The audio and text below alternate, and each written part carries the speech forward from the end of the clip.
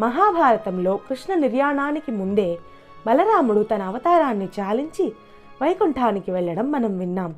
మరి రామాయణ మహాకావ్యం ముగింపు ఏమిటి?